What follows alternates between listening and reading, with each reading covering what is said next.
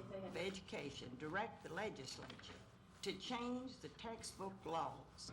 Leave it up to Pratt and Mr. Williams' resolution. We're going to be easing the law. Committee shall be open to the public. Will allow persons who have been teaching elementary physical education on the basis of their elementary certificates to add physical education. Suggesting training requirements for appointees to state textbook committees.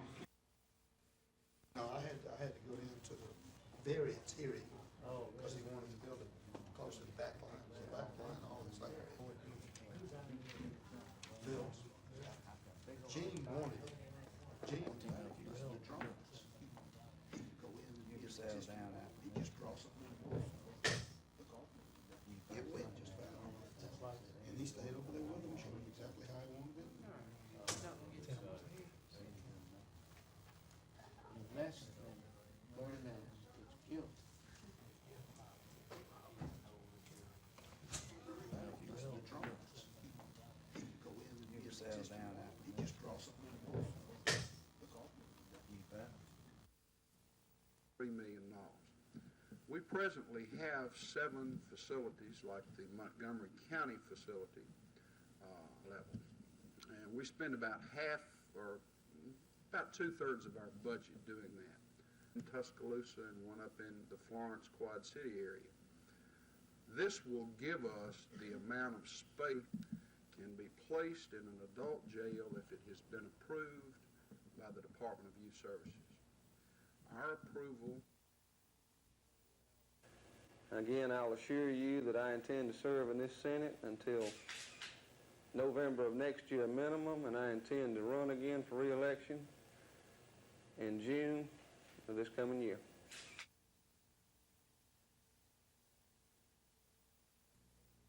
My own opinion, yes, but I'm not in a position at this point to say I feel like that politics being nice. I have picked up on several occasions in the last 2 days where people have said that I was resigning from the Senate. This is absolutely untrue. I've also picked up on several occasions where people said I was not going to appeal the conviction over in Auburn, and this is absolutely untrue. We will appeal to Circuit Court in Lee County.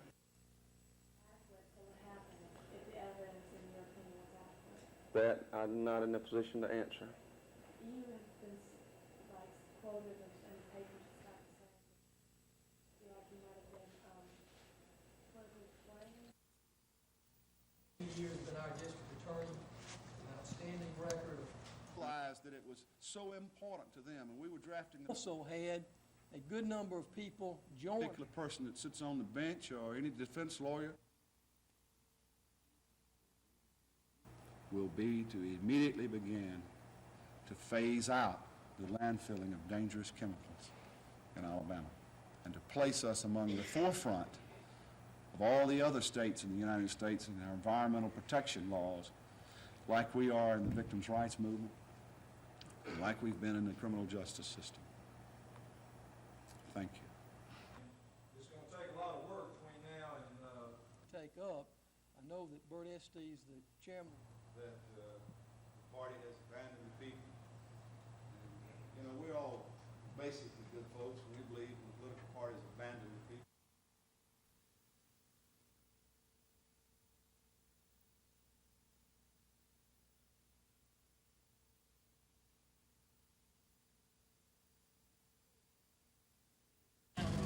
Well, I have mixed emotion. I feel very good about the fact that I don't have to immediately go to jail. I believe that the jury decision was wrong. We intend to appeal the jury decision to the 11th Circuit and all the way to the Supreme Court if we have to.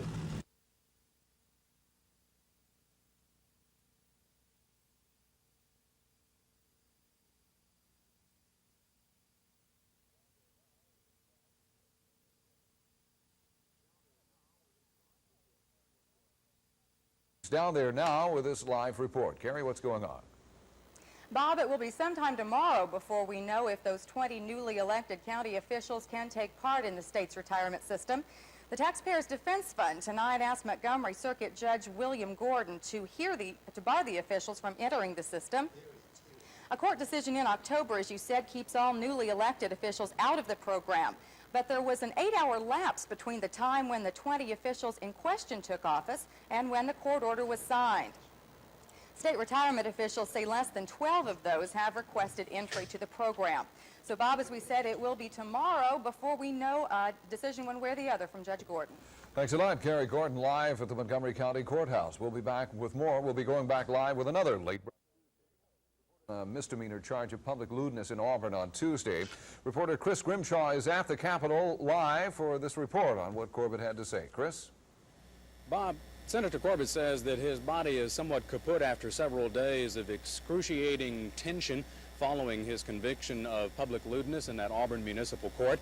But he says that during the past 2 days, he's picked up on quite a few rumors, and that prompted him to hold several news conferences, one in Birmingham and another just within the past hour here in Montgomery, to allay several rumors. One that he intends to resign, and the other that he intends to not pursue his case. Again, I'll assure you that I intend to serve in this Senate until November of next year minimum, and I intend to run again for re-election in June of this coming year. Senator Corbett says that he is satisfied with the way his attorney handled the case, and he says he does intend to seek a circuit court trial in Lee County as soon as he can to appeal his conviction. Bob? Thanks a lot. Chris Grimshaw live at the state capitol. Now, pressing on. The Lee Generals and the Jeff Davis Volunteers. You'll not find a better high school football matchup anywhere. In the first place, a natural intra-city rivalry exists between the two. It's very special, not only to us, but, you know, to the whole team and everybody else who's a traditional Jeff Davis and Lanier game. A lot of the players that go to JD, you know, we played together in junior high, and so, you know, we know a lot of them, and that just make, you know, want us to win it more. Secondly, not only are the two schools closely located, the two teams are also closely matched. A perfect example was the last meeting between the two. A blocked extra point was the margin of victory for Jeff Davis in a 10-9 struggle during their 85 regular season confrontation. They're going to come out trying to play a little bit harder, and we're going to come out just playing just a little bit harder than we did last time because we knew how close it was. But of course, the most obvious reason tomorrow night's matchup will be special is because it's playoff time. And as the saying goes, there is no tomorrow. How do you handle that? Is it tough? I don't know. It's all or nothing. That's what we're just going into the game knowing that. That's right. If we lose Friday night, it's basketball time. So we want to keep it up. And as you go to practice, you don't ever know what this may be your last week of practice, or it may be your last day of practice. And for your seniors, I think they have a little extra special feeling because they don't know when that end is going to come. For one side, the road to a possible state title will continue. For the other, the season will come to an end. The blanks will be filled in tomorrow night. Mark Thornhill, WSFA TV Sports. And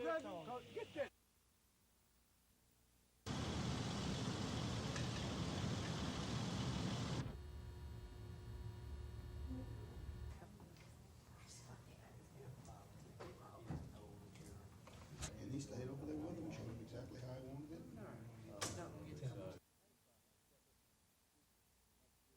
But the main problem is what this would mean for the future. Next year we have major elections in this state, and we could have hundreds of new elected officials on a state and local basis. And we don't want to see every 2 years a new crop of public officials trying to get around this settlement that we were able to achieve and sneak in the back door of the state workers' retirement system. It looks like sometimes you think you get a battle won and you have to go retake part of the hill. But hopefully, if we win this order, our role in this will be over.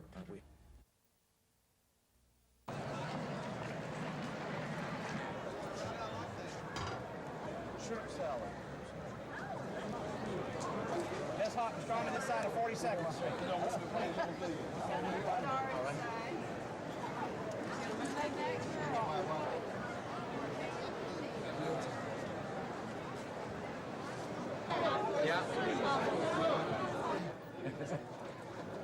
He'd be out of place anywhere else. I was fixing to sleep. There you go.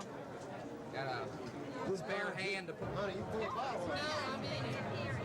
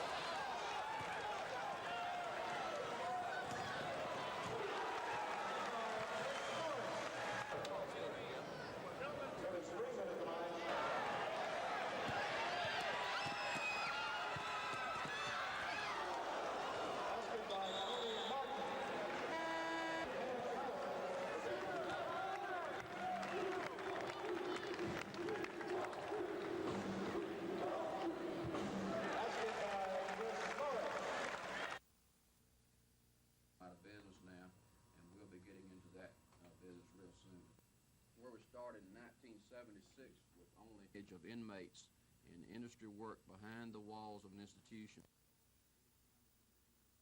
That if any mayor, any county commissioner, anyone that's in charge of purchasing goods that we make within our prison system can bring me an invoice for any of our products of the same quality, and they think they can beat our price, if they can beat our price, I will give the product to them free. If they can bring me an invoice and show that they can beat compulsive use law that says that any tax-supported entity in this state must buy from mills. And we're shooting for $25 million in gross sales. Now, we don't know what the Commissioner Smith says if anyone wants to see how well Alabama Correctional Industries is doing, all they have to do is take a look at the new legislative building. A lot of the renovation work in the legislative building was done by state inmates, making anywhere from 15 to 25 cents an hour. Smith says right now about 12% of the inmate population is working, learning marketable skills. He wants to up that figure to 38.5% by 1988. Smith says his program is a success. Sales have already increased by more than $7 million since 1976, but he says he's just as concerned about the inmates as the profits. We feel that that's why we have the lowest recidivism rate in the nation today, is because we're teaching people how to work. Smith wants the legislature to pass 2 bills making it possible for the industry to grow. One would encourage all nonprofit organizations in the state to buy from correctional industries. The other would allow the prison industry to sell to other organizations outside the state. He's also issuing a challenge. Any mayor, any county commissioner, anyone that's in charge of purchasing goods that we make within our prison system can bring me an invoice for any of our products of the same quality, and they think they can beat our price. If they can beat our price, I'll give the product to them free. Well, there's nothing like a money-back guarantee. Terry Stanton, WSFA TV News.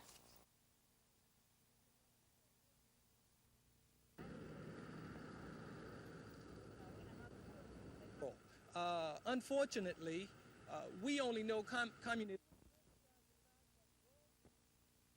We wish to emphasize the fact that world peace can only be achieved when we take a consistent stand against injustices everywhere.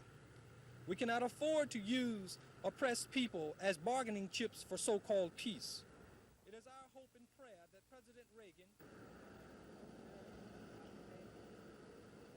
What President Reagan talked about, that people should get to know each other as people and realize that it is the government.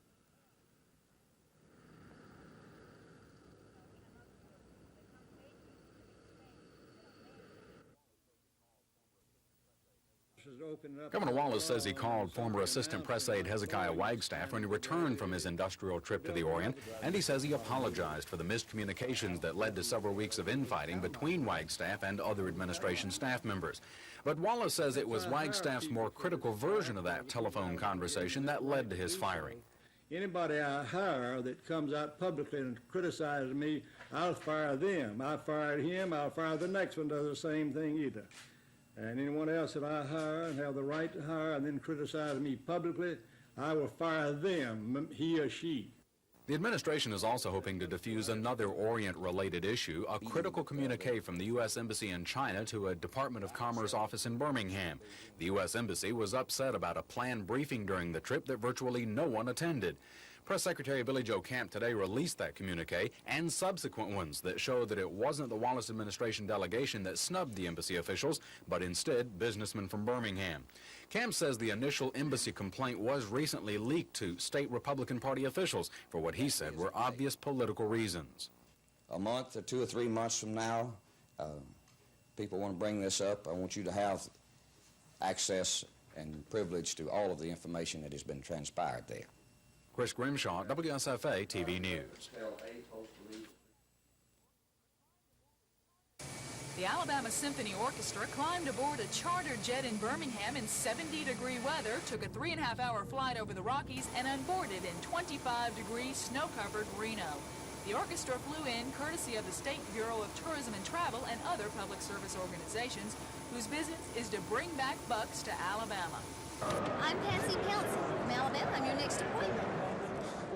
This is NTA, the biggest motor coach tour convention in North America. The people sitting down are tour operators. They're buying. And the people walking around represent a region or attraction. They're selling. I came to sell you on Montgomery, huh? That's right. Tell me about what you're doing. According to NTA rules, each seller has 8 minutes to talk to each buyer. Officials estimate 77,000 appointments such as this go on at the convention, determining where billions of dollars will be spent over the coming year. Alabama officials say deals initiated at last year's convention brought $55 million tourism dollars to the state. But they want even more. That's why this year they brought Alabama to the convention in the form of the state flower and the state orchestra.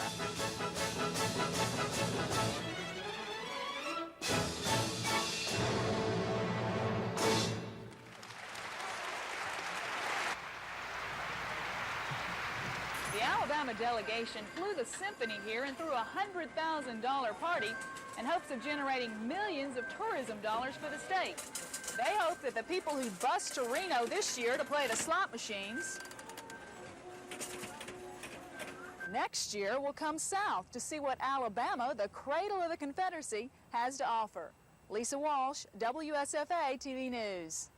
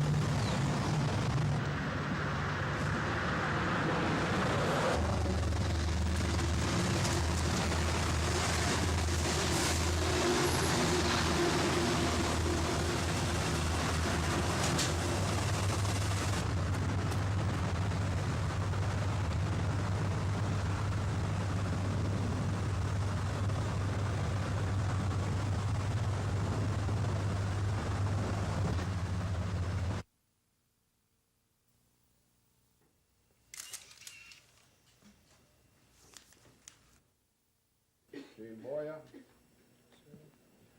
And Sarah Phillips. Sarah here. Aluminum. This is your Chicago. Kind, sir. Thank you very much. I wrote this now. What's the protocol? Mr. Goto. Gentlemen, you go ahead and sign the agreement and go back and stand with us. Mr. Noliyama, would you like to come and look this over as they're signing?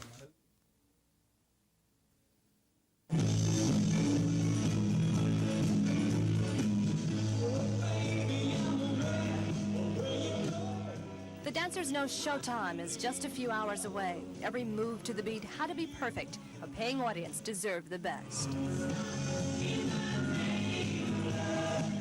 Later, the night spot would be jammed with a growing population in Montgomery. Gays, a lifestyle associated with the nation's #1 killer disease, AIDS, acquired immune deficiency syndrome. Yeah, it scares me. AIDS is fatal, Rick. If you have the disease, you're gonna die. Right. Does that scares me. concern you? Yes, it scares me to death. Many people have to realize that no one is safe from this disease. Gayla is absolutely correct. AIDS is not confined to any particular lifestyle or ethnic group. It strikes gays, straights, women, blacks, whites, Hispanics, the young and old.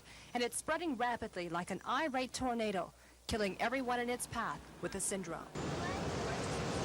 The Castro in San Francisco, a bustling section of town comprised almost entirely of gay men.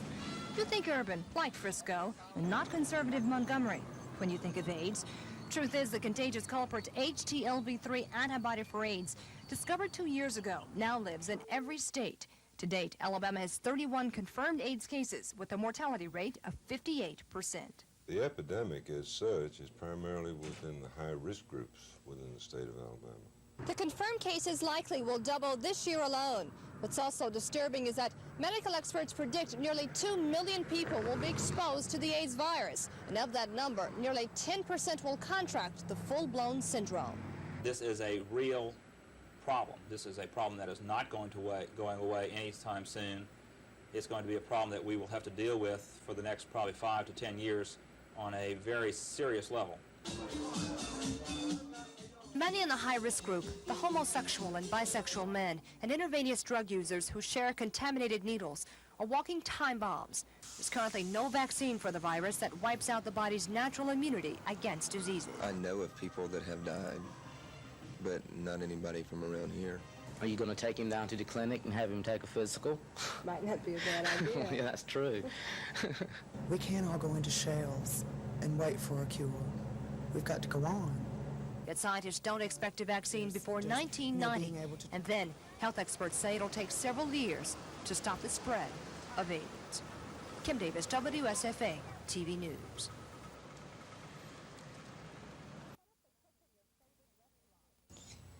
What if the cook in your favorite restaurant has AIDS? What happens if the patient before you at the dentist's office is an AIDS victim? Would you ride the same bus if you found out a PWA, person with AIDS, was on board? Instinctively, you'd probably go somewhere else to eat and have your teeth cleaned, and you'd leave the driving to yourself. But much of the public's attention about this frightening and mysterious disease has been focused on the fears of casual contact with an AIDS victim. The disease is anything but casual. Since Rock Hudson's death and startling confession, gay lifestyles are noticeably changing. Sometimes people come in and meet a stranger, and 10 minutes later you see them leaving. That you're not seeing anymore. In 1 week, actually, friend number 18 died. In New York, where as many as 400,000 people are infected with the AIDS virus, the government is taking a close look at city bathhouses. Bathhouses have not taken appropriate measures to stop it. Then you go into court and you get a court order that says this bathhouse has failed to carry out the regulations, and then you close it down. The AIDS antibody HTLV3 has been found in high concentrations in blood and semen and in lower concentrations in saliva and tears. In order to cause the disease, the virus must enter the victim's bloodstream. Not to be an IV drug abuser and to know exactly who your sexual partners are, especially different sexual partners, have an increased incidence at least of carrying the virus. Statistics show so far 90% of AIDS victims are male homosexuals and drug abusers. Though a great deal remains to be learned since AIDS was identified 4 years ago, much is already known. Every day, microbiologist Pam Brownfield tests blood samples to determine who's been exposed to the AIDS antibody. If she gets 2 positive reactions on the sensitive ELISA test, Pam gives the samples to Rick Moody, who confirms the reactions via the Western blot test. The Western blot is extremely accurate. It is in probably the 98% sensitivity and specificity range. Even though the ELISA and Western blot tests confirm exposure to the dreaded AIDS antibody, the tests don't determine if a person actually has the virus, what stage it's in, or if the victim will eventually contract the full-blown syndrome. But experts say the 2 tests probably indicate a person is infectious. Kim Davis, WSFA TV News. V News.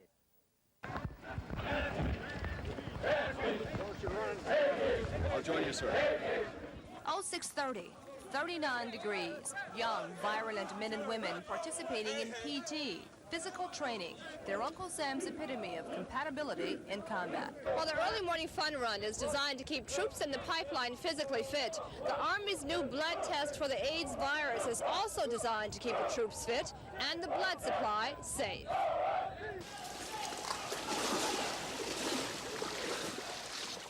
Direct soldier-to-soldier transfusions are vital during combat. Since the AIDS virus can be transmitted through contaminated transfusions, the military needs a safe blood supply.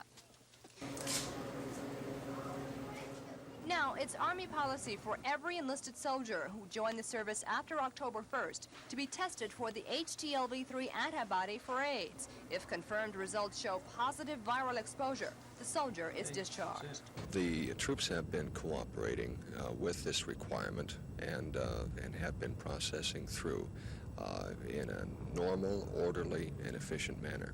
Next year, all active duty personnel will be tested as the Army continues to finalize a new AIDS policy. Like the military, Montgomery's civilian blood supply also must be protected. Every unit is tested for the AIDS antibody. Any blood found positive is thrown away. How much have you had to throw away? I would say that from our collections, we probably have about 0.02% of our collections that we're having to discard right now. Did that blood come from those in the high-risk group?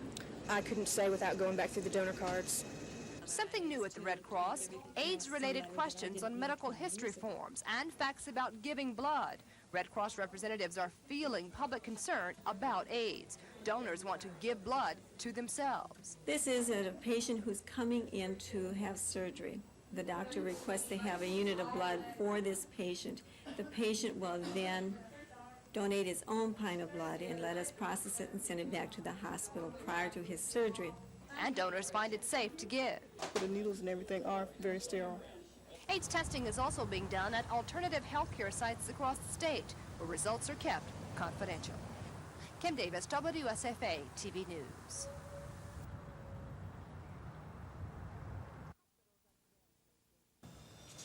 Hospitals are grim places, full of sickness, dull-colored walls, hushed voices, and old people. But recently, a new breed of patients are being admitted. Young men in their 20s and 30s, suffering from the same illnesses, infectious pneumonia and cancer-like diseases, because they have AIDS. Ward 5B at San Francisco General, the AIDS ward. Every day, patients fill up the 12 beds. Other victims, usually twice as many, are placed in beds throughout the hospital. Ward 4-2 at Tuskegee VA Medical Facility, the pulmonary ward. A few empty beds, including the one left vacant by the hospital's first confirmed AIDS case. The veteran was hospitalized for 1.5 months. Doctors say the AIDS virus destroyed his immune system, leaving the patient susceptible to opportunistic infections like pneumocystic carinite pneumonia, which eventually killed him because the patient had no natural way to fight back. The patient's physician, Dr. S.C. Patel. So the prognosis was bad at the time he entered to the hospital, but he was not in the final stage. The patient had several common manifestations of the full-blown AIDS syndrome. Diarrhea and chronically losing weight and looking chronically sick. He was treated with several expensive drugs, which became toxic to a defenseless immune system. The response to antibiotics are really unpredictable. Healthcare workers who tended to the AIDS patient took protective measures. We use hypochlorite in terms of cleaning down different areas of the room. And Alabama's prison system is taking no chances with its first AIDS case. The inmate who's been exposed to the AIDS virus is in isolation at the Limestone Prison Hospital. Commissioner Fred Smith says no massive inmate testing is planned. Rather, inmate education about the fatal disease that affects 90% of the male homosexuals and IV drug abusers. We're doing all we can to educate our people so that there won't be any panic. It may take several years before prison doctors know if the inmate has the virus.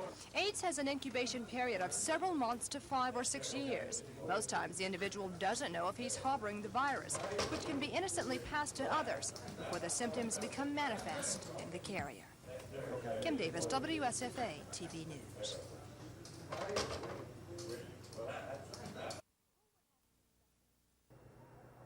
Who would have suspected an actually confirmed case of a student exposed to the AIDS virus in a small high school south of Montgomery? The scare came last month when the first suspected case of AIDS was discovered at Laverne High School. School officials declined a TV interview, but did say they're pleased the way the case was handled. The unidentified student voluntarily withdrew from school and no longer lives in Crenshaw County.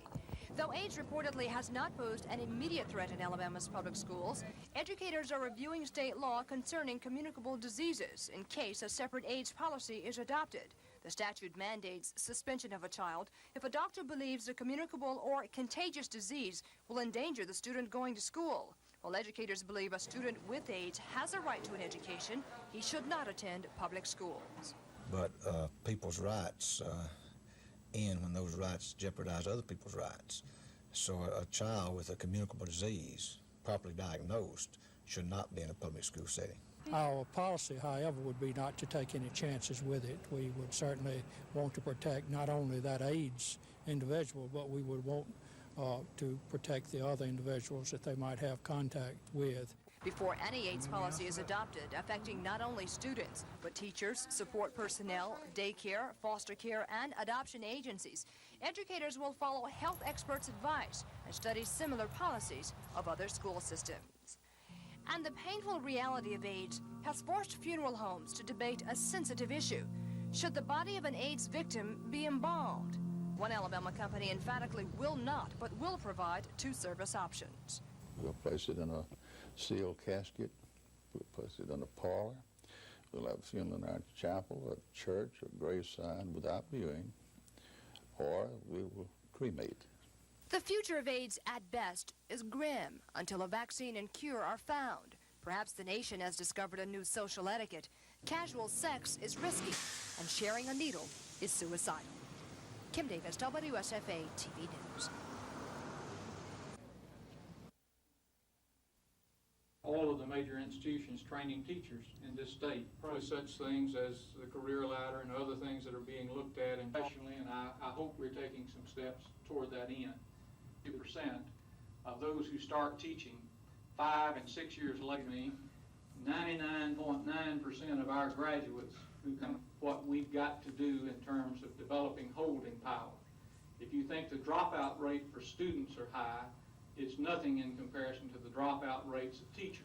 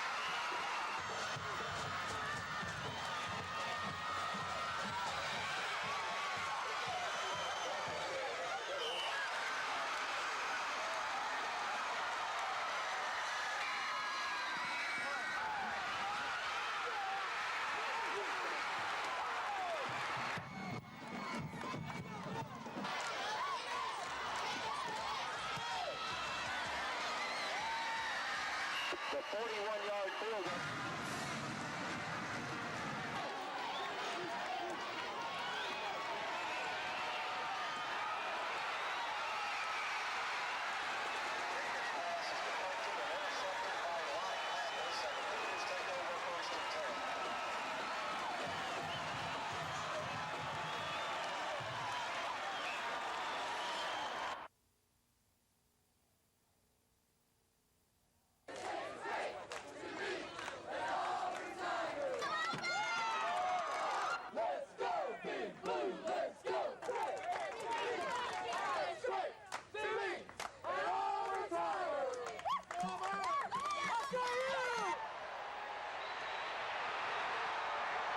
Let's take it right.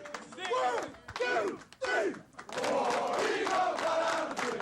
Never to conquer, never to yield. War Eagle, to listen to. Fight on your own and do. Go, go, go. On the victory, strike up the band. Give 'em hell, stand up to you. Hey, War Eagle, win for Auburn, color Dixieland. Next week is a big week. Get started today. Making your plans ready for Georgia. You know what happened in Jacksonville today, and I mean, we knew men early in the year. Every year it's coming down to November, and what happens in November is going to determine what happens in January. And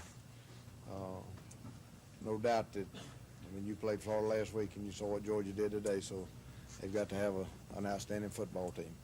I think that the stage will be set for you over there next Saturday. So let's just be sure that we're ready for the challenge when we get there.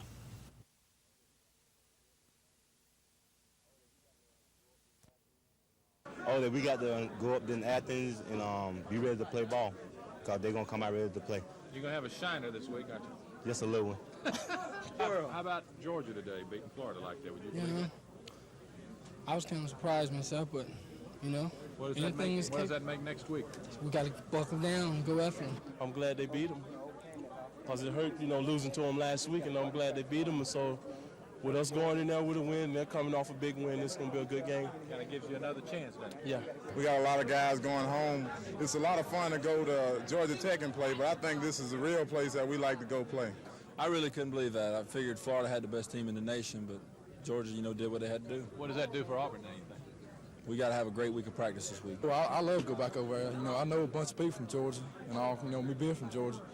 I love to go over there and hopefully beat them in their own place. Georgia's capable of playing big games, and they're a big team that can play a big game. And I think we need to be ready, because I'm going back home to play Georgia, and all my teammates and my friends from the All-Star game, so I'm excited. I don't know how they did it, but they did it. But we got to go in there with our heads up, ready to play like we played last week. And I know Georgia's not going to lay down. We're going to have to lay our ears back and go at them. Yeah, sets us pretty. We got it back where we want it, you know, and I think if we beat Georgia and Alabama, I think the SEC will let us go.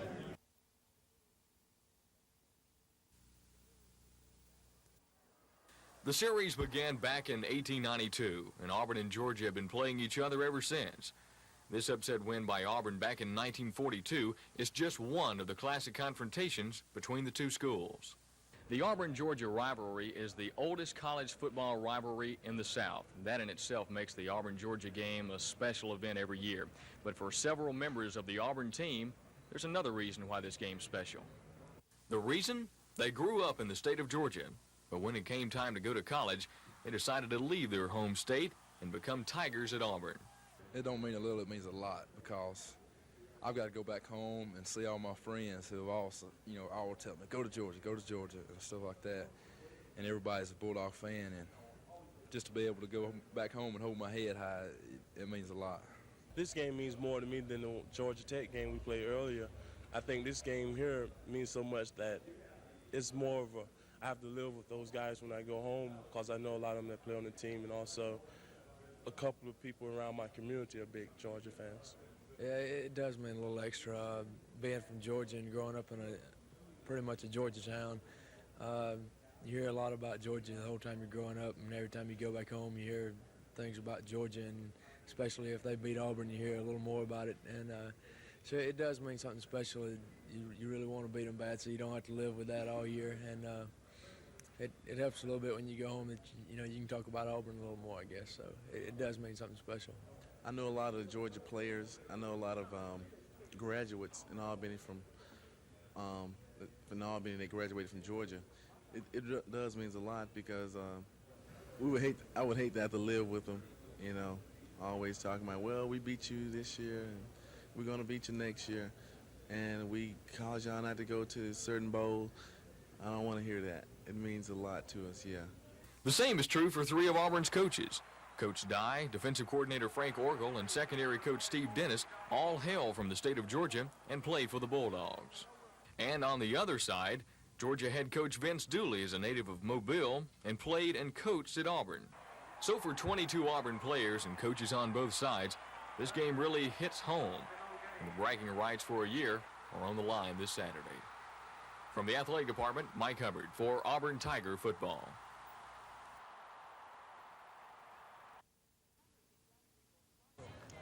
Hundreds of young people flooded the Alabama State University campus today, but they aren't attending classes, at least not yet. These are high school students invited to the university for a day of discovery. University officials hope the students will discover ASU as a place they want to spend the next 4 years of their lives. The potential college customers use the day to check out curriculum, housing, and basically get a feel for the campus. I'm not sure if I'm going to enroll in Alabama State. I don't know about their field of radio and television broadcasting. That's what I intend to go into.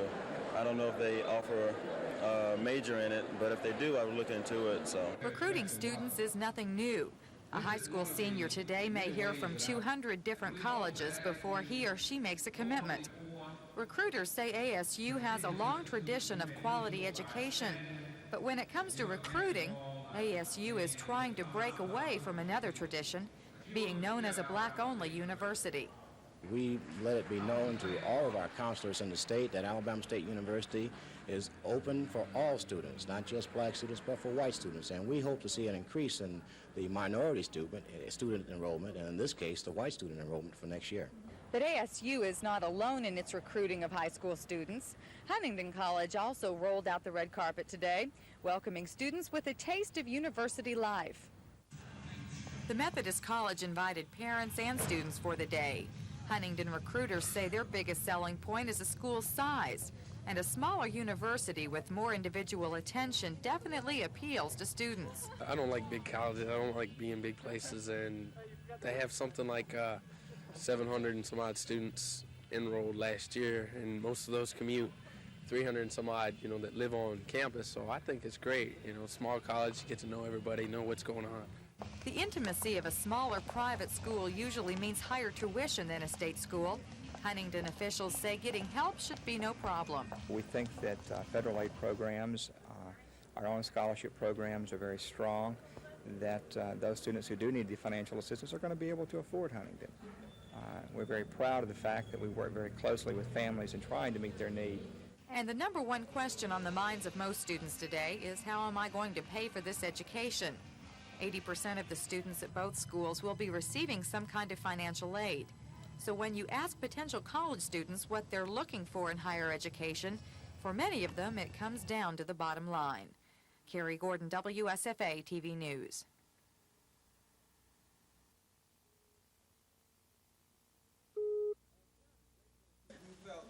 As parents, daycare teachers, and focal leaders gather for today's meeting, they say one thing is clear. Child programs in Alabama cannot survive if further cutbacks are made by the legislature and the Department of Pensions and Security. It has created a major problem. It has created havoc and confusion for parents who are in need of child care services. Harris says in 1983 there were a total of 10,000 children from low-income families receiving benefits to go to daycare centers. However, that number has dropped by almost 3,000 because of the cutbacks. Harris adds that many private daycare centers are in danger too because many of the children attending those centers receive some kind of state funds to offset the cost. From the hundreds of letters to Governor Wallace and members of the legislature, it's apparent Focal wants to send a message. If that resource of that source of revenue is pulled out, the facility may have to close because it cannot just exist on the parents that are paying the full cost of care. So it has a rippling effect. Harris says one reason for the problem is economic pressure on families where the majority of mothers are leaving the house and joining the workforce. Budget hearings are expected to begin this Tuesday for the upcoming fiscal year. Focal leaders are saying if the legislature does not appropriate money for child care centers this week, it's going to be the children in Alabama that will suffer. Scott Edcock, WSFA TV News.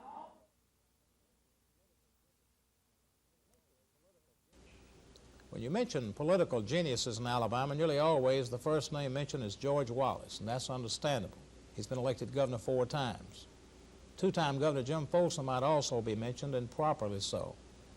But perhaps the most remarkable politician of the whole crowd was the man who died today, John Jackson Sparkman.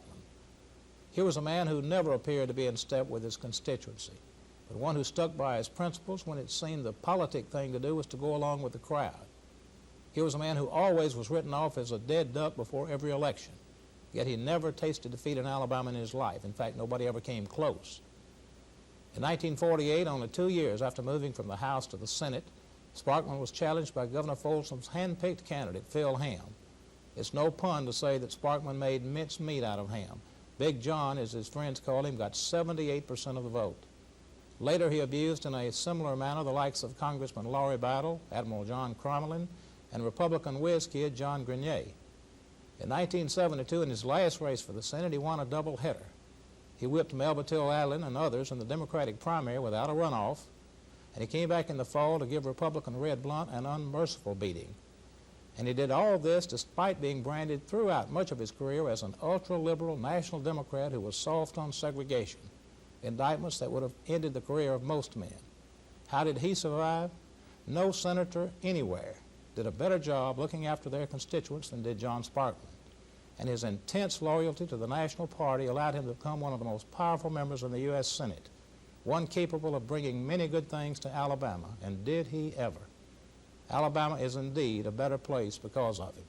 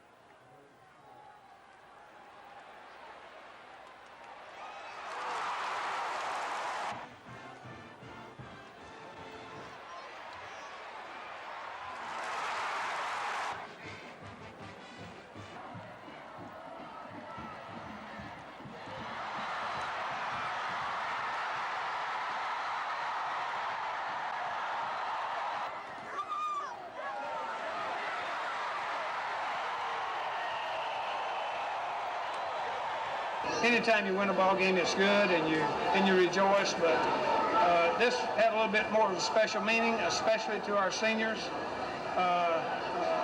in different ways. You'll have to talk to them to try to get the particulars on that. But it was my last game, and I went out as a winner. You know, the 12 seniors, we played real hard on defense, and they played real hard on defense, turned the ball over. They offense turned over to our defense, and we had to score. And I'm glad that that I played my last game here. It's real special for me, mainly because it is my last game, but also it's a stepping stone for the next game. We needed these last two games very badly.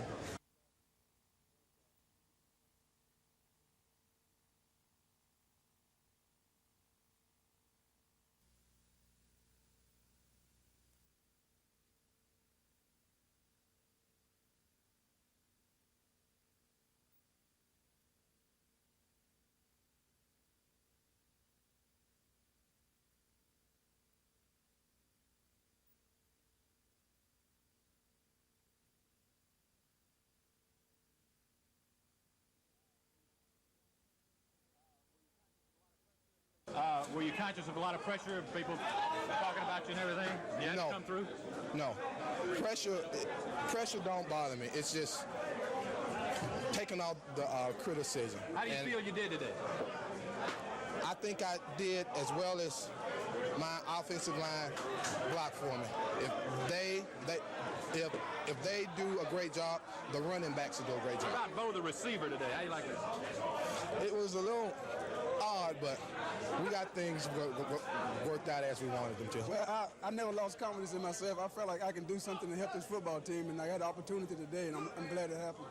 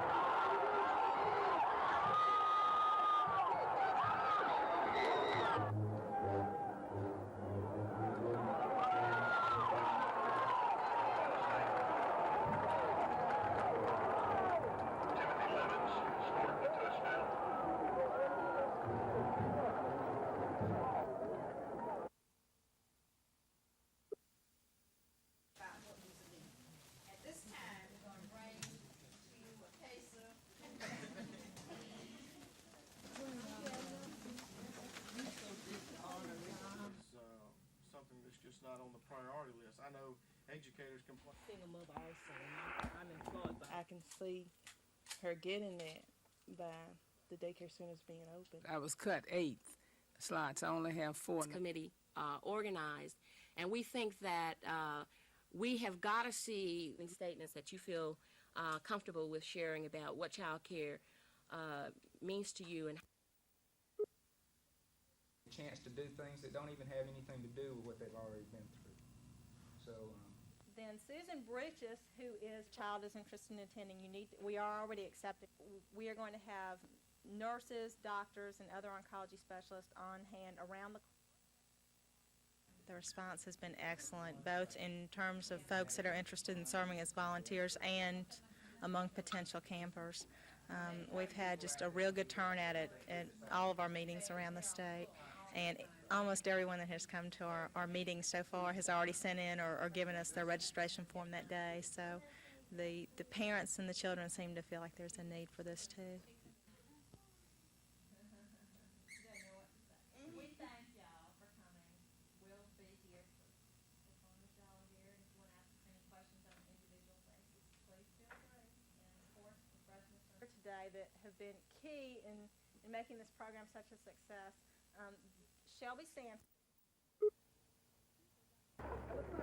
People young and old came to campus carrying canned goods. The pre-holiday community food drive will help fill many stomachs in the weeks ahead.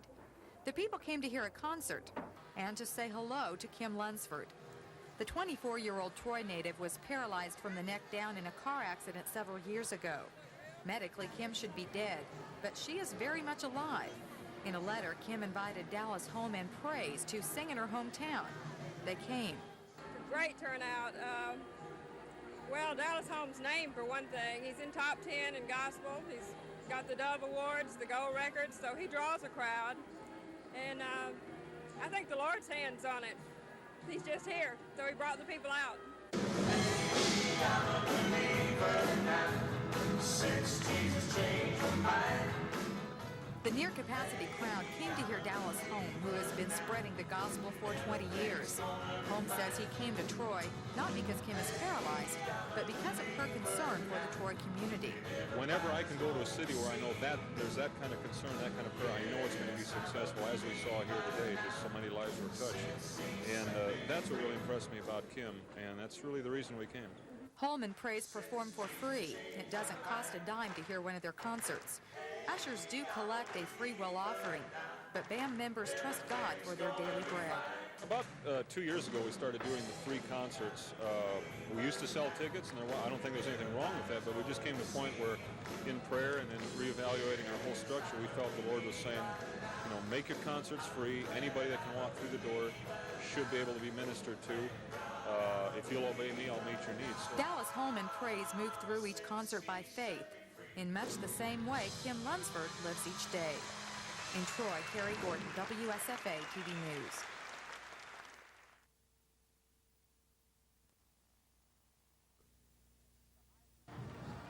The Heisman talk will begin in earnest this week for Auburn's Bo Jackson. Coach Pat Dye said earlier in the week if the senior tailback gained 100 yards against Georgia, he deserves to win it. Jackson rushed for 121 yards against the Dogs and 2 touchdowns. This 67-yarder made it 10-7 Auburn and showed a regional TV audience that his thigh bruise had healed. Were you conscious of a lot of pressure of people talking about you and everything? Did that come through? No. Pressure don't bother me. It's just taking out the criticism. How do you feel you did today? I think I did as well as my offensive line blocked for me. Quarterback Pat Washington led the Auburn offense to an error-free game, completing 6 of 12 passes. Washington's coach, Jack Crow, had words of praise for the Mobile senior. And he was in control of the game the whole time. The no turnover speaks for it, and they were coming after him, trying to put pressure on him. You said going in today that he did some things last week that showed you that his confidence was coming and that he was satisfied with the way he was coming. Yeah, I think he's got his self-confidence back, despite all we did to hurt it unintentionally. For a dozen Alabama seniors, their win over Southern Mississippi was a happy ending against the Golden Eagles. As freshmen in 1982, they watched as Reggie Collier riddled the Alabama defense for 3 touchdowns in a 38-29 defeat that ended the Tide's 57-game winning streak in Tuscaloosa. Third-year coach Ray Perkins said his team played well but struggled yesterday. We got whipped quite a bit, especially in the first half in our offensive line. And I think we came out the second half and played a lot better.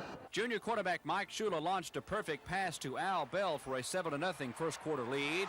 After that, the Golden Eagles kicked 2 field goals to Van Tiffin's 1, and it was 10-6 at the half, Alabama. Southern Miss drove 77 yards with 4 minutes to play in the third quarter to take the lead, thanks to Sheldon Gandy's 1-yard run. And for a moment, shades of 82 were returning. But the Bama defense stiffened. Linebacker Derek Thomas got this tackle of Vincent Alexander for a 2-yard loss. And when the offense got the ball, it took 6 plays to score. Shula hitting Angelo Stafford for a 17-13 lead.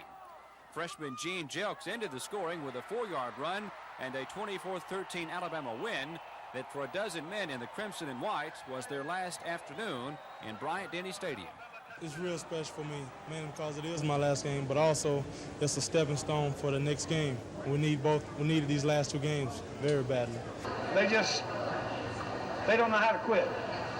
And that's the type of people I like to be around.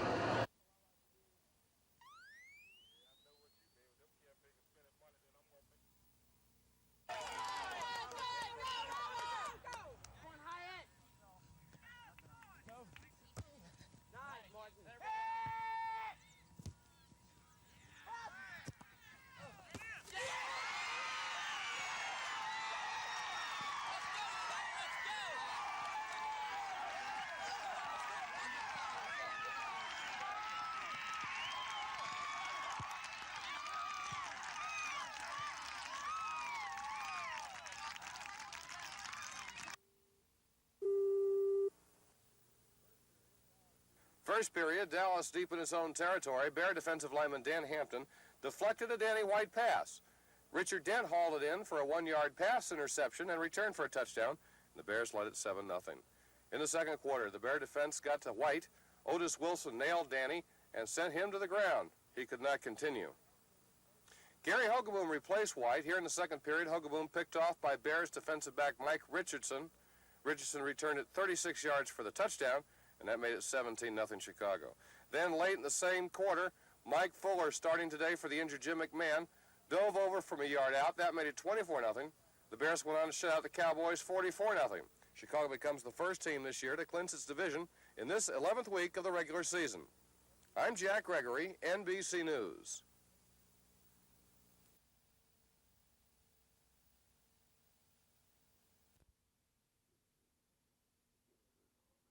Get through it all right. They say hair falls out. Well, you just have to be more creative when you have less to work with. Here. I don't know about the rest of you, but I've been on pins and needles all week. Now, when we last saw James, he was just about to tell his boss the news. But what happened? He fired me. No. Lost my health insurance, too. Somebody told me he had my office disinfected. Lemon scented or pine?